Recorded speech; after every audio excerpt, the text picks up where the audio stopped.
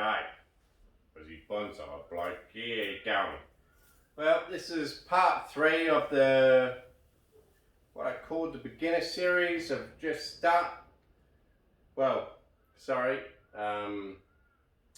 cheap bonsai beginner series. And this is part 3. So in this part we are gonna start styling some of the ones that are 2 years old. At least 2 years old. I think in the last video we did one that was 2 years old, but of a lesser quality. And now we're going to move on to some better ones, but they're only 2. This one's possibly 3 because this is different. This came from a seedling that I had. Everything else is only 2 years old, so we're going to get into that. We hope we can keep it to part 3, but there's a fair bit to do. So all of these trees will be their first ever styling. So what I'm going to do is pull this one out of the pot. To get them out of the pot, all I do is I give them a whack on the side of the pot. So ready? So you can see. You know, people that think, look at them roots. People that think, oh yeah, you know, over-watering your tree, you've got an potting mix that's drowning. Look at those roots. And that's just a, you know, a normal thing that I come across. What can we do? Well, you know, I'm looking at this for the first time, same as you guys. I'll show you this base and the roots. Look at this, that's the roots. Okay, that's just in plain pot mix. Look at that. It's even got the shape of the pot. Look at those roots. It doesn't care. Do what you like. The roots love, you know, the roots love it. But in here, we got a bit of a trunk. It's a sideways slanting trunk. Some upward branching, and then it goes into some more ramified branching up top. I think we can keep some of this, you know. It's actually got a good start to this tree. So let's see how we go. You know, this is working with Australian natives. And upright, you know, with Australian natives is good. So I'm going to keep a lot of this stuff. These really low things here, this bush at the bottom, I'm going to just cut that back a bit. And hopefully it reshoots. Because quite a few of you Australian natives do have a bush of foliage at the bottom. So it'd be really nice to keep that. You know, I can spin it round, but I don't think there's any point. I think we've already stumbled across the front. Now, what do we do up here? You know what? I'm thinking a lot of the stuff that's up here, let's just do a rough trim. I might be able to keep some of it. I hope so. This here, by the way, guys, is a paper bark, do you call it a salt paper bark or a swamp? But anyway, they're salt tolerant. Live in the swamps, can handle a lot of salt. I mean, when I say a lot of salt, they can actually handle, you know, a few times saltier than the sea. The water that hits them.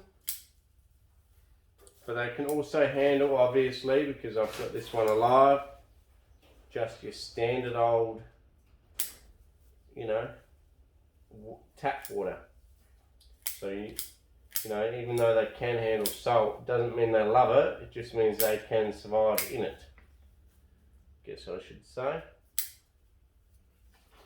And that's one thing to remember too, you know, like some plants, you might think, oh yeah, it's the only one that's living in this salty water, so it must love salty water. No, that's not always the case. It's not that it loves the salty water, it's that it's the only thing that can survive in the salty water. So all its competition has died, and that's the only thing left. So, you know, like this tree's proven here, nice fresh water, she's just gone nuts. So just keep that in mind. Just because it can survive in a certain situation with salt or dryness doesn't mean it loves dryness. It just means that it can outcompete the trees that are growing next to it and be the only survivor. So, you know, if you live in a rural desert, like, you know, like I do,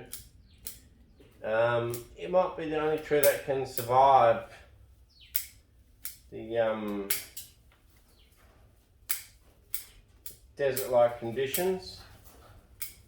And even though it can survive that, maybe it doesn't love it. Maybe if you watered it more like this one, it would grow more and it would actually really thrive.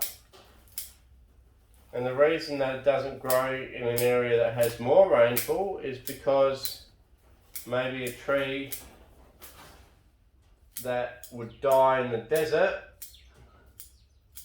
and this would survive, starts to thrive, and then this one here gets taken over by whatever likes the extra moisture.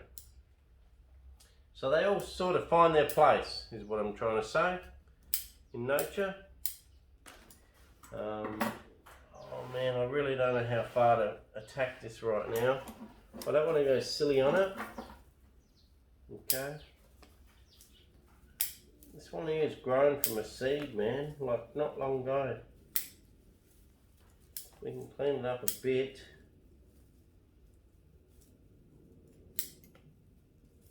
But I don't want to go silly on it. I want it to decide where it wants to go later on in life, and when it decides where it wants to go later on in life, then we'll you know, happily help it out. But at the moment I don't want to cut it back too silly.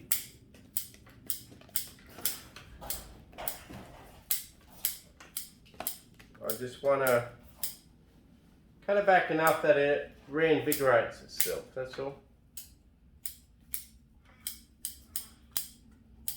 This one looks like a great candidate for the mallee style, really does. Okay, obviously now, you know, it looks like nothing.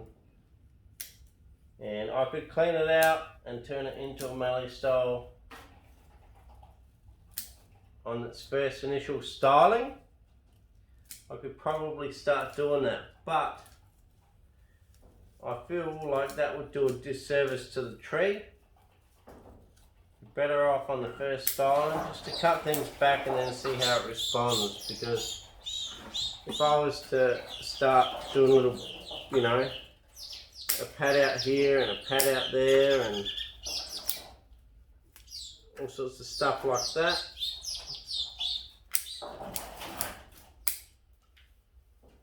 you've pretty well decided where the tree's going to go. At the moment, just hacking it back pretty hard and then letting the tree decide later.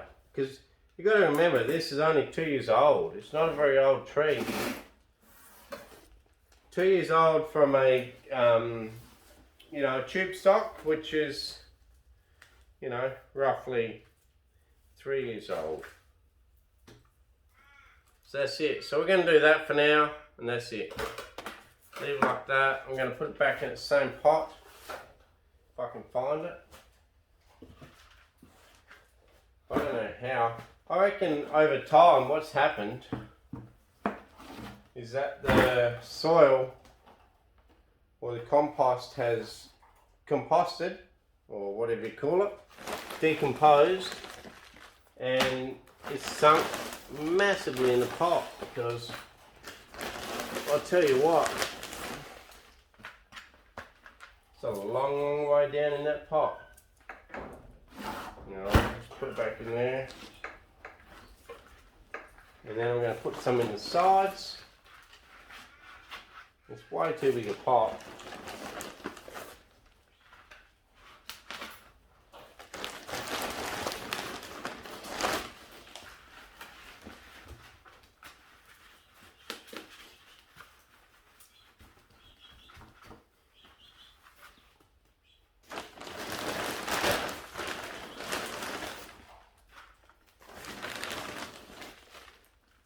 As you can see too, I'm using just regular potting mix with all of this sort of stuff. I find it fine in Australia. Maybe a different country with more water, you might want to do something different, but here I find it fine. Okay, pretty sure it's an alternifolia melaleuca, but who knows. But like I say,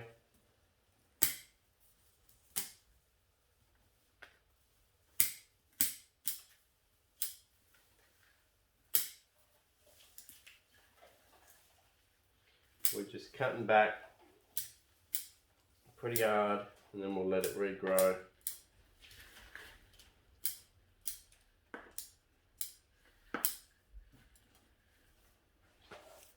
Man, we're seriously getting rid of some growth around this place.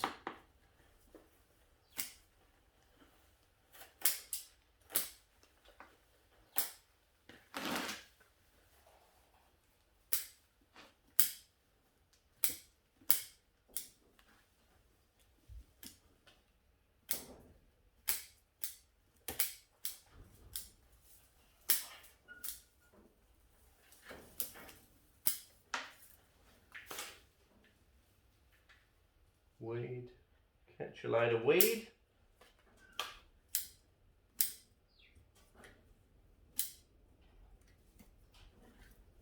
Just another cut here. That side here, give it another cut back. Like you can see, everything's pretty rough at the start. And this is how I develop all of my bonsai, very rough at the start.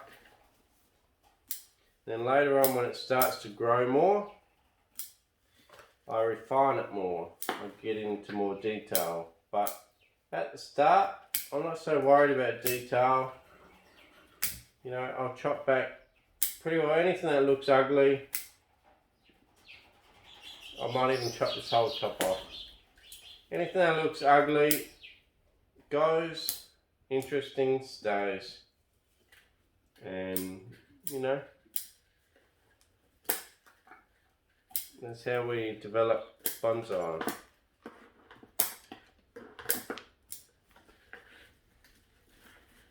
Now, we're getting down to the fine points of this tree. Now, if only we could take off all the leaves, but I suppose we could try. And you guys can see the structure. What I could do is I'll just pull it out this pot again, like the other pot. So it's pretty high up in this pot, so we don't have to repot it. And once again, you want to repot one of these pots, you just give it a tap. It comes off. Look at that growth. You can see the roots on that. Absolutely vigorous as.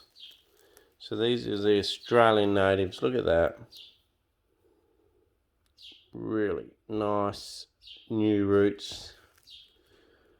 Bloody beautiful. Look at it. Absolutely beautiful. Well, the trunk, well, you know, we can turn it around all day, but haven't really decided on the front, but I think we've cut it back hard enough that when it regrows again, we'll decide a front then. Because that's, you know, how I think bonsai should roll. I don't think, you know, I think that we put too much emphasis or too much into the first initial style. And really, I think cutting it back pretty hard and then watching what comes from that is a great way to do the first style. I'm not into trying to make a finished bonsai in the first style, so we're going to put it back in this pot. Beautiful trunk. Disappear now in the pot, but that's it. That's that one done. Let's get on to some more. Okay guys, so here we've got a tree that's actually outgrown its pot, and we're going to put in that slightly bigger pot. We're on part number 4. I've got 2 more trees to work on. I think it's part number 4, could be part number 3, I don't remember. My brain's like a sieve, everything just falls through. Alright, let's take the pot off and have a look at it. Look at that. I'll tell you, the roots on these things go nuts, absolutely nuts. I'll just show you all the brand new beautiful roots on that. And that is literally over the whole base of that tree. Look at that. Really, really healthy. And the trunk, I'll just show you the trunk. It's a really weird, twisted trunk. So it's going to be by no means a finished tree at the end of this. I'm just going to trim it down, put it in a bigger pot, and that's it. And then I'll leave it for another year. So what we might do, it's almost hedging at this stage. Have some upper canopy and some lower canopy. Obviously your thicker branches will be the upper and your thinner branches will be the lower. And for now that will do, and then we'll just let it regrow how it wants to grow. And however it wants to grow, well, that's it. We'll follow that, but for now, you see how hard that was? What did it take, like, less than a minute? Don't have to take very long at all. Okay. You might be happy with that as a front, or that as a front, or that. And eventually you might end up with a few different heights of canopy along here. Another height up here. Another one up here, and another one at the top. But either or, doesn't matter for now because this tree has a long way to go. For now, we just want to repot it again and let it grow again. I know they don't look much for now, but eventually they will. They'll turn into something pretty decent, I think. And that's it, you know. That's how that's how I do it. And pretty well all of the trees I have been done similar weird style like this, especially the natives. Early days I used to manicure the whole thing and really spend a lot of time trying to sort it out, but in general I found out that it was a waste of time, and like I'm doing now is actually good enough. You know, if you doubt what I'm saying, that's fine. You know, everyone's entitled to their own opinion. It's fine. But I'm just, you know, just put it out there. Come back. You know, if you absolutely hate what I've done, come back in 10 years, look at the channel, and you should see a lot of native Australian bonsai which have been done, and this one will probably be included because it's got a really cool trunk. So, and it'll probably still be here and it'll look 20 times as good. Everything's got to start from something. So that's that one. We go now, so we don't have to go to part 5. Let's drag up this tree. Alright, let's just bring it back. No, I don't really need to bring it back, just up a bit. Okay. Some sort of Melaleuca, I'm guessing an alternifolia. Because that, you know, they are one of the most vigorous growers for sure.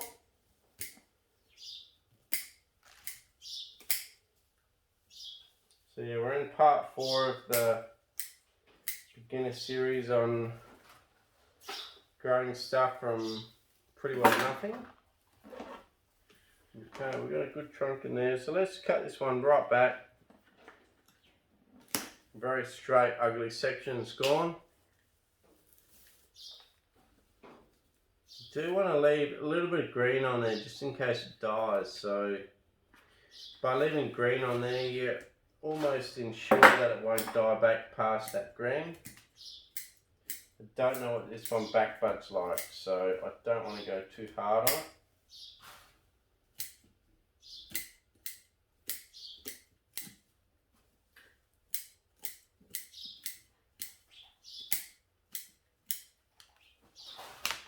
Different height there, different height here,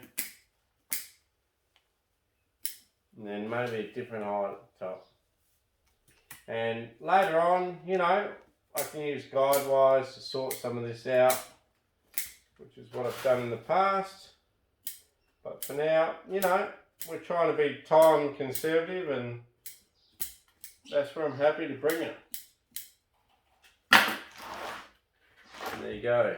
And then in time I could bring that up and move that one out, do what I like. But for now, pretty happy with that. I'll just bring it out the pot once again and show you guys the base, because this one actually has a pretty good base too. Once again, hit the pot a few times. Have a look at all those brand new white roots. Look at that. She's grown really well. Okay, look at that for a base. Hands behind there, so you can see she's grown pretty well. But we'll make something out of that, so don't worry. Those of you who are worried about whether I can or cannot make something out of that, don't be worried. And because we got, you know, 30 or 40 of these Australian natives, if a few don't make the cut, doesn't matter. No worries. Cheers. Alright, that's going to be a good front there, I reckon. And I can guide wire and muck around with that later. Wow. Wow. We have a mess. I've done all the repotting, all the trimming of everything that needed trimming. All in a few videos, but in one night for me. But I just wanted to split it up because it was probably too much of a video to watch at once. You can see by this mess. Look at this. Hang on. Look at this. And the whole ground is just littered like that. It's just everywhere. And you would have seen from the start of the video, I'll try to put a photo up of the start of the video, the big bush that I had. Now. Okay, cheers. Thanks for watching Aussie Bonsai Bloke. Please like, share, subscribe. There'll be no spin today because none of the trees are worth spinning. But you got to remember, these are all 2-year-old trees. And they're starting to get a decent base for 2-year-old trees. And I just want to say thank you very much for watching. Thank you guys for your comments. Oh, one last thing too. When I say please like, share, subscribe, when I say subscribe, for people out there that don't know, because I know there is people out there that don't know, because I've had a friend that asked, what happens when I subscribe? Well, I'll tell you what happens if you subscribe.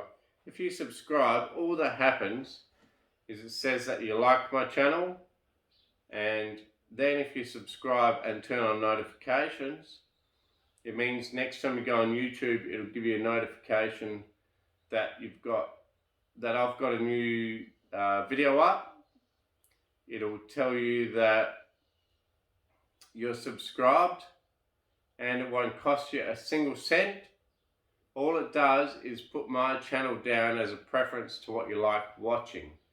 So if you guys want to subscribe, that means that, you know, you help me out, but also you help yourselves out, because when I put up a new video, it will tell you that I've put up a new video, so you can watch it.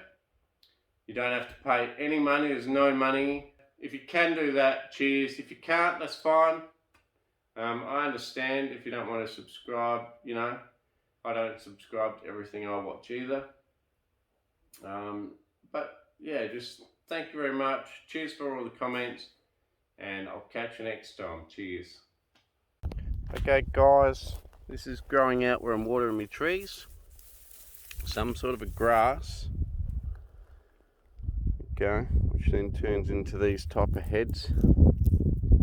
I need an ID. I don't know what it is. Another one here. I hope that's enough for someone to be able to ID it. It's weird. It's the only one I got on my whole property, so I'd really like to know what it is. Cheers.